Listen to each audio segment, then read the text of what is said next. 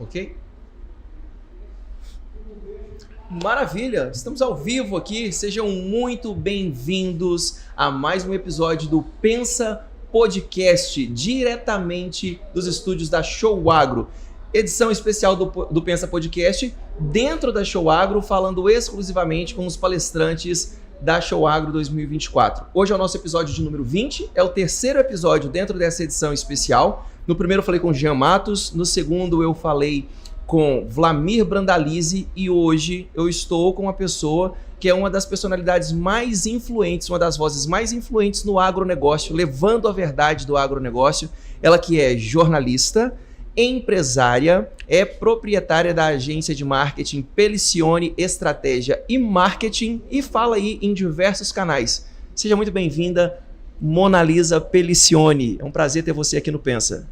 Eu que agradeço o convite, é um prazer estar aqui com vocês na Show Agro, essa feira linda, que eu fiquei encantada. Desde ontem que eu passei aqui aéreo, né, estava chegando de voo e aí consegui ver a feira lá de cima, uma feira muito bonita. Cheguei aqui e fiquei impactada com a organização, com o acolhimento das pessoas. Então, para mim é uma honra estar aqui, poder palestrar nesse palco da Show Agro, uma feira que é tão importante para esse estado. Que bacana, é uma honra para nós também receber alguém da sua grandeza aqui. E você já me roubou a primeira pergunta, que eu pergunto sempre, né, para os convidados o que é que eles acharam dessa estrutura que eles encontraram. E graças a Deus tem sido um feedback como esse seu, elogiando a estrutura, a organização. E eles têm falado acerca dessa surpresa. O Vlamir até falou ontem, olha, eu tinha certeza que encontraria algo organizado, mas não dessa grandiosidade. É isso mesmo, Monalisa? Você que está aí praticamente todos os meses em feiras diferentes, Show Agro tá no nível das principais feiras ali no sentido de estrutura, tecnologia, foi essa a sua impressão? Demais, e conteúdo, né? A grade, a escolha dos palestrantes, a gente pode dizer que foi uma escolha muito seletiva, pessoas renomadas no palco compartilhando conhecimento. Então, acho que todo o conjunto tá fazendo muito sentido e foi muito bem, tudo muito bem escolhido e tá de parabéns. Toda a estrutura, eu participo de várias feiras aí em todo o Brasil e essa feira é uma feira que realmente eu fiquei encantada e me encantou pela organização desde a entrada da feira até aqui. E o acolhimento das pessoas também, o pessoal da cooperativa que tá na ativa aí trabalhando dentro da feira. Eles são bem receptivos, então estão todo o tempo perguntando se está tudo certo, se precisa de algo. Os banheiros são limpos, organizados, né? Tem banheiro para todo canto que a gente vai, então a estrutura tá de parabéns. Que maravilha, a gente ficou muito feliz e eu tenho retransmitido isso aos organizadores, aos colaboradores, enfim.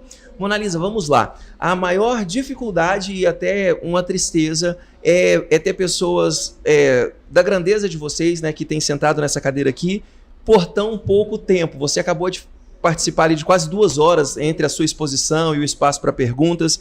Então, infelizmente, eu preciso reduzir para que seja um podcast objetivo. Agradeço desde já a sua generosidade, o seu tempo. Mas vamos nessa próxima meia horinha, quase isso, né, ver o que a gente consegue gerar de valor para as pessoas. Eu comentei com os outros convidados, é ponto comum para nós a dificuldade de comunicação do agronegócio. A comunicação em si, ela é uma habilidade necessária a qualquer profissional em qualquer área. Mas no Brasil especificamente, essa comunicação acaba sendo fundamental para o agro, que é sempre tão atacado, né, tão visado e vítima de tanta fake news, de tanta inverdade.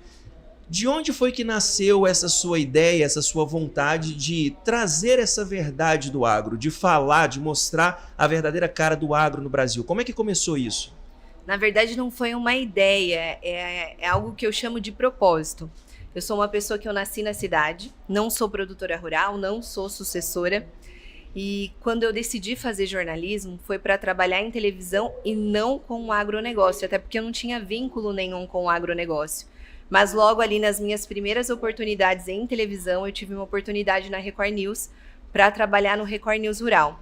E foi aí que, de fato, eu entendi o que era o agronegócio. Eu entendi que o arroz não nascia na prateleira. Eu entendi que o leite vinha da vaca. Parece óbvio, mas não é para quem vive na cidade, para quem não vive essa realidade do campo. Então foi aí que eu comecei a ser tocada pelo agro e entender a importância dele. A partir disso, passei por outras emissoras, tive outras oportunidades com o agro e confesso que aquilo me tocou bastante. E o desejo de trabalhar com o agro também ficou em mim. Fui para Campinas, porque eu sou de Votuporanga, interior de São Paulo. Depois de formada, passei por várias cidades. Conforme fui tendo oportunidade de trabalho, eu ia embora, né? Então, fui para Campinas para trabalhar na Band em Campinas. E em Campinas eu conheci o meu marido, que é o Márcio. Na época a gente namorava, ele era da engenharia, eu do jornalismo. A gente começou a namorar, fiquei pouco tempo em Campinas e fui demitida da Band. E essa demissão foi a minha virada de chave, né? No primeiro momento é desafiador, ser demitida não é algo que é bom, mas hoje eu entendo quais foram os propósitos de Deus, né, com tudo isso. Porque quando eu fui demitida, eu me senti livre para abrir o meu próprio negócio e trabalhar com o agronegócio, que era algo que já tinha me tocado lá atrás. Na verdade, você foi liberta, né? Foi mais ou menos isso. E aí, quando eu abri a agência, eu procurei parceiros do agro, porque eu queria entender mais desse setor que já tinha me tocado. Então, eu fiz uma parceria com uma produtora de vídeo especializada em agro, uma das maiores do Brasil, lá de Campinas. E logo nesse primeiro mês de parceria, surgiu uma oportunidade para apresentar um programa no Canal Rural. E eu comecei a apresentar esse programa. Foi aí que, de fato, eu fiz uma imersão no agro, fui para o campo, conheci as mais diversas culturas, viajei para todas as regiões do Brasil para conhecer mais sobre pecuária, agricultura, e fiz uma imersão e eu comecei a entender a importância do agro e o quanto as pessoas que viviam na cidade, comigo, família, amigos, não tinham esse conhecimento por falta de informação. Foi aí que eu tive um despertar do meu propósito como comunicadora, porque ao mesmo tempo que eu estava no campo vendo as verdades, eu estava na cidade ouvindo inverdades. Então eu precisava fazer alguma coisa. Então comecei a me posicionar nas redes sociais, esse foi o primeiro passo, trazendo as verdades que eu via no campo para o meu público da cidade. Isso foi ganhando força. Conforme foi ganhando força, as oportunidades foram surgindo. Aí fui convidada para ser embaixadora da AgriShow, colunista da AgriShow, que é uma das maiores feiras do agronegócio do Brasil, a maior da América Latina. Com isso, também fui convidada para apresentar o podcast Notícias Agrícolas, que hoje está no portal considerado o maior do Brasil também. Então, foram várias oportunidades que foram surgindo por conta desse trabalho que eu vim desenvolvendo de conscientização. E hoje eu entendo que eu sou a voz do campo na cidade, porque eu vou para o campo, falo com produtores rurais, entendo a realidade deles e transmito essa informação para a cidade sempre em busca de conscientização. Porque eu acho que o que falta é acesso à informação. Por isso que as pessoas falam tanto tantas inverdades do agronegócio, porque elas não têm acesso à informação e vão por senso comum. Não tem acesso e muitas vezes quando tem o acesso, acaba tendo acesso a uma informação errada, né? Eu vi que você utilizou um vídeo ali na sua palestra de uma determinada pessoa falando um monte de baboseiras, um monte de inverdades e assim, muitas vezes pode ser até que aquela pessoa esteja de fato mal intencionada e sabidamente falando uma mentira. Mas eu percebo muitas vezes as pessoas falando coisas absurdas como aquela moça, mas acreditando piamente que aquilo é a verdade. Então, eu já vi minha filha trazendo discussões que acontecem na sala de aula. Eu também não sou do agro, não sou sucessor, não sou produtor, mas a maioria dos meus clientes são do agronegócio. A minha filha estuda com os filhos desses clientes. E uma vez ela trouxe algumas situações e ela falava assim, papai, mas eles disseram que o pai do fulano ele é um desmatador, que ele desmata. E eu falei, minha filha, esse cara é um dos caras que mais preserva. A fazenda desse cara é uma das que mais tem área protegida, esse cara é um dos caras que mais reflorestou, mas a pessoa que estava falando aquilo, ela comprou a inverdade que ela ouviu de alguém. Então, a sua luta acaba sendo contra a desinformação, contra as pessoas mal informadas e ainda tem essa terceira vertente que sabidamente sabe que aquilo não é verdade e espalha, né? É um trabalho um tanto quanto extenso e árduo aí, né, Mona Lisa? Isso, por isso que eu faço esse movimento hoje na palestra, passei algumas orientações para a gente se posicionar, a gente não pode ficar calado, porque existem tantas pessoas influentes, como essa atriz que gravou esse vídeo recentemente, a Laila, se eu não me engano o nome, que estão aí falando em verdades, levantando várias inverdades, e quem acompanha acaba acreditando e vai compartilhando esse vídeo e vai transmitindo essa informação que não é verdadeira. Então, nós que vivemos a realidade do agro, o trabalho diário, que é árduo, não é fácil, e que existe sustentabilidade, principalmente ambiental, porque se não tem sustentabilidade ambiental, não tem produção. A conta é simples, mas as pessoas não entendem isso, né? Quem não sabem a quantidade de licenças que um produtor rural precisa ter da terra, da produção. Exatamente. Se o produtor não cuida da terra, como que ele vai produzir? Como que ele vai ter qualidade no alimento? Então, o produtor cuida da terra, sim. O produtor, que é o produtor que faz acontecer, que produz alimentos. É claro que existem vários profissionais, como em todas as áreas, que não têm caráter, que não fazem o trabalho da forma com que tem que ser feito. Mas o produtor que produz o nosso alimento, ele cuida da terra, ele preserva a terra, porque sem isso ele não consegue, a produção não consegue colher. Então, é isso que a gente precisa mostrar para as pessoas, sabe?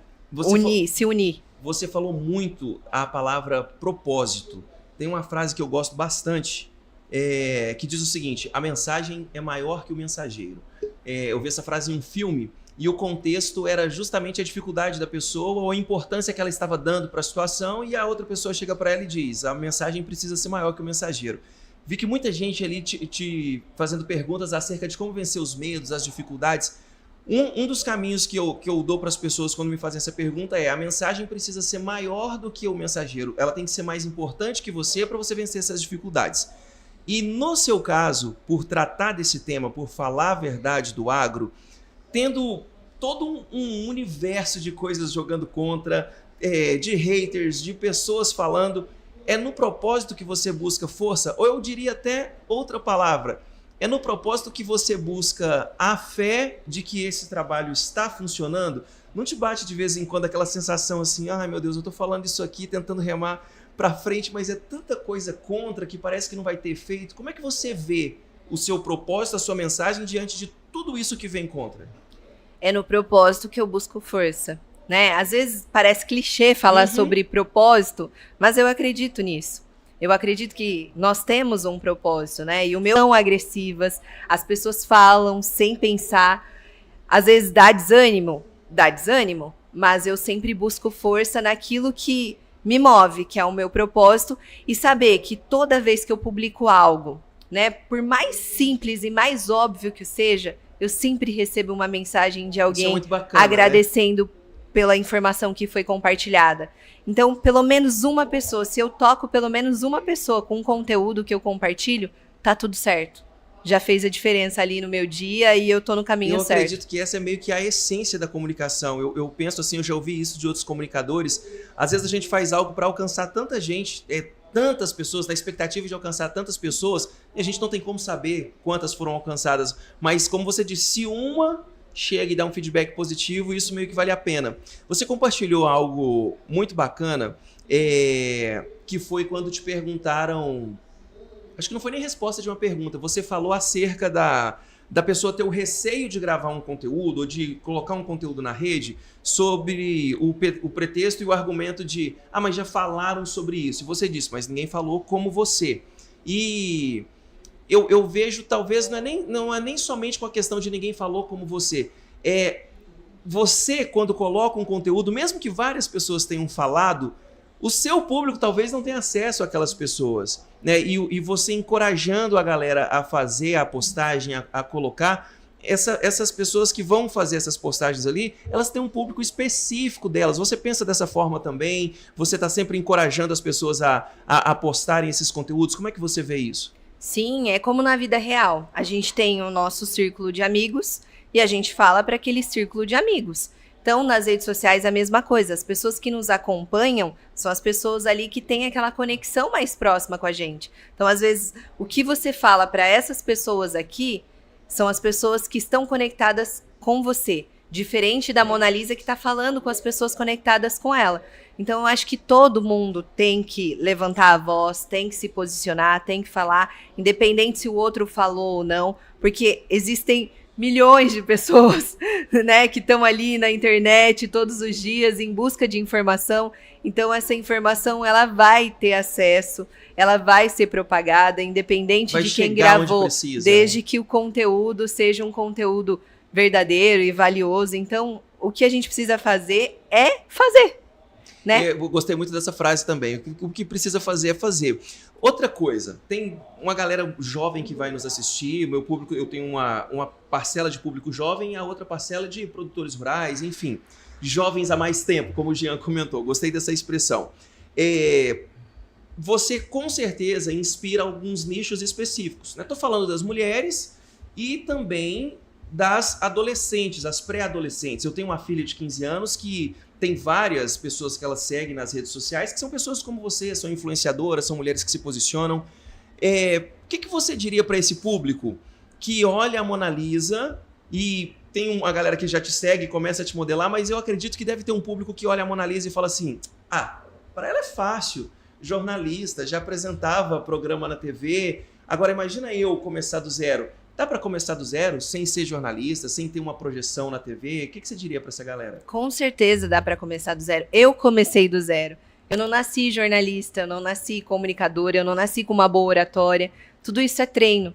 Então, lá atrás, até mesmo na faculdade de jornalismo, a minha oratória não era boa, as pessoas me criticavam. Sério? Às vezes eu gravava um vídeo, já cheguei a receber mensagem, até contei isso na palestra, de pessoas falando que a minha voz era de taquara rachada, pra você ter uma ideia. Sério? Mas aí eu fiz fone e melhorou. Melhorou, não melhorou? Que isso, a voz é linda, a dicção perfeita. Que bom. Senão eu já ia sair daqui desse podcast sem falar tchau. Então, as pessoas precisam entender que tudo é treino, ninguém nasce com um dom.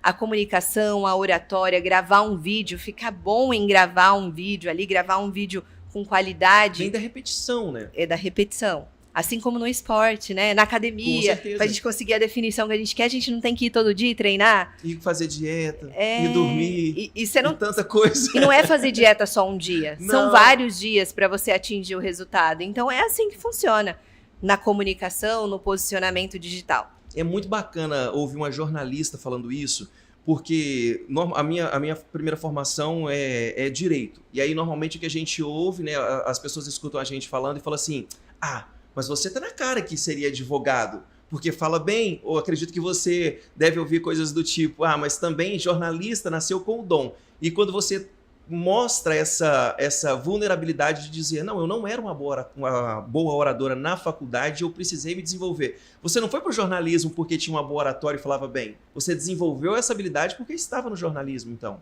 Exatamente. Até hoje, eu acho que é um processo contínuo. A gente sempre está aprendendo, sempre dá um friozinho na barriga e a gente sempre tem a melhorar. Então, quando eu entrei na faculdade, eu tinha muito a melhorar, quanto na minha interpretação de texto, para você ter uma ideia. Na hora que eu lia, eu não tinha tanta interpretação, mas eu decidi que era isso que eu queria e fui buscar ajuda, treinando todos os dias, fui fazer fono para conseguir melhorar a minha voz, e assim eu fui conquistando o meu espaço e consegui trabalhar aí nas maiores emissoras de TV do Brasil, coisa que às vezes pessoas que estavam ali na mesma turma que eu e tinha tudo isso que eu estava em busca, às vezes não conseguiu, sabe? Então, acho que é isso, a gente treinar, se dedicar, ter um foco e fazer o que precisa ser feito, né? Porque às vezes a gente fica com medo do julgamento, vão falar alguma coisa, mas é difícil. O que é fácil nessa vida, né? O que é fácil? Nada é fácil, né? E eu falo muito que as pessoas às vezes olham, né, o meu palco, hoje eu palestrando e gravando vídeos, elas acham que é fácil, né, falar que tá tudo bem, mas não, teve muito bastidor por trás, sabe? Tem muita dor no bastidor. Então, assim, desde a faculdade eu venho me preparando, venho fazendo, venho treinando. Eu já me formei há quase 15 anos. Então, tem muito treino, tem muita dedicação. E eu acho que é isso que as pessoas precisam enxergar também. Não é só olhar aquilo, a vida perfeita do Instagram, da rede social. Só o que posta, né? Exatamente. Esses dias eu jantei com uma pessoa da área dos treinamentos, tal, muito famosa, até o Paulo Vieira, da Febracis, ele estava aqui e tive a oportunidade de jantar com ele. E aí nós, em volta dele, fazendo perguntas, eu falei assim, Paulo, agora que você é multimilionário, que você faz tudo, o que é problema na sua vida? Quais são os problemas que você tem? Ele falou assim, cara, tudo aquilo que eu não posto no Instagram. No Instagram eu posto tudo que tá ok, tudo que tá beleza. O que é problema, acaba não indo para lá. Às vezes as pessoas olham, como você disse, o palco e não imaginam que tem um bastidor ali por trás. Dando sequência, você trouxe alguns pontos muito interessantes. E assim, eu estou fazendo essas entrevistas com várias pessoas aqui, já tive a oportunidade de falar com jornalistas, mas você trouxe uma verdade que a gente percebe que é algo de fato genuíno. Você falou várias vezes assim, não tenha vergonha de fazer. As pessoas pedindo, como é que eu começo? Você dizia, mostre a sua verdade, mostre a sua verdade. E eu já tive a oportunidade de ver alguns jornalistas, parece que eles têm quase que uma persona, né, ali na dicção, no ritmo. Às vezes, quando eu estou dando treinamento, eu uso muito uma jornalista, não vou falar o nome aqui, mas depois eu te falo em off, eu falo para eles, olha, modela a fulana, olha como é que ela fala, olha a métrica da fala dela. E eu vi que você, com toda a sua habilidade, com toda a sua oratória, você subiu numa tranquilidade, numa preocupação de estar falando com o pessoal, mas sem personagem, sem uma coisa ensaiada e ao mesmo tempo falando tão bem. É isso que você chama de levar a sua verdade, de não precisar copiar ninguém, de ser genuíno? Tem a ver com isso? Tem. Eu acho que a gente tem que expor a nossa essência. Então, eu até comentei sobre isso na palestra. Às vezes a gente cria um personagem, né? Até para as redes sociais, grava o vídeo. Tem gente que às vezes vai gravar vídeo e fala umas palavras difíceis que não usa no dia a dia. A pessoa tá assim, na hora que liga a câmera, vamos lá? E aí chega até Aí, de repente, você vai conversar com a pessoa, não é nada daquilo, não é uma frustração. Sim, muito. Então, a gente precisa ser a gente mesmo. Se você fala errado no vídeo. É assim que você vai gerar conexão, assim como você gera na vida real. Então, é isso. Essa sou eu. A pessoa que subiu no palco sou eu, sou imperfeita, sou humana, não tenho voz impostada, também não de taquara rachada mais, graças a Deus.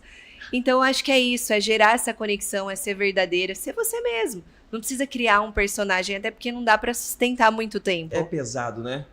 É. Cadê minha direção? Estamos com quantos minutos aí, direção? Só para eu me guiar aqui. 22. É como eu te disse, a minha vontade era a gente estender aqui, tem assunto para falar por quase uma hora. Tá muito e com certeza está gerando muito valor. Já encaminhando aqui pro nosso final, os meus alunos na faculdade, às vezes alunos nos treinamentos, eles têm uma preocupação excessiva, como a maioria dos seres humanos, com a rejeição. Ah, mas o que é que vão falar? Mas eu vou gravar um vídeo, todo mundo vai ver. Uma das formas bem humoradas que eu utilizo para tirar esse medo deles é falar assim, ó, primeiro, você não é a Beyoncé e nem o Neymar. Você tem 2.000 seguidores, nem tanta gente assim vai ver. Às vezes a pessoa fica com vergonha de falar numa reunião da empresa, eu falo, você acha que na hora do café vamos fazer uma roda para avaliar a sua fala? Eu tento levar pelo bom humor. Que dica que você daria para essa galera que está nos ouvindo e nos assistindo agora no YouTube, no Spotify, que está ali transbordando de coisas para poder falar, de verdades para poder falar, mas ainda fica preso na barreira do julgamento, daquela coisa de o que é que as pessoas vão pensar, será que vão gostar? Você passou por isso? Se sim, como você venceu? Que dica você dá para essa galera? Uma dica que eu carrego comigo, inclusive eu recebi ela no começo da minha carreira como profissional de televisão, do Roberto Cabrini, jornalista. Sou fãzaço do Cabrini. Eu trabalhei no SBT logo depois de formada e eu tive a oportunidade de fazer alguns trabalhos ali com ele. E ele olhou para mim e falou o seguinte: toda vez que você for falar para uma câmera, fala como se você estivesse falando com alguém que você conhece muito, que você tem uma intimidade, alguém que te apoie, alguém que te incentive. Por quê? Quando você imagina que você está falando com essa pessoa, você sabe que essa pessoa não vai te julgar. Essa pessoa vai estar ali, vai, você é ótimo, você é perfeito, você consegue, tô adorando, vai. Então você tem que ter essa sensação para você conseguir gravar e finalizar. Agora, se você grava pensando, será que aquele cara que não gosta de mim vai assistir, vai falar que eu tô gorda, que eu tô com o cabelo feio? Será que vai falar que eu não sei conversar? Aí já era. Sua energia caiu, você não vai conseguir mesmo. A confiança baixa, né?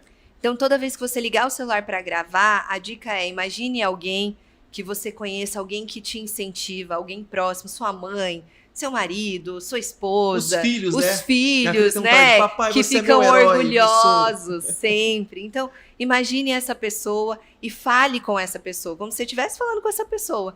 E outra dica que eu sempre dou também para os meus clientes lá na agência, nas palestras, é de você sempre gravar áudios no WhatsApp. É uma forma de você treinar a sua fala, a sua comunicação, a sua oratória. Às vezes tem gente que escreve aquele texto gigante, né? E perde um tempão ali escrevendo o texto.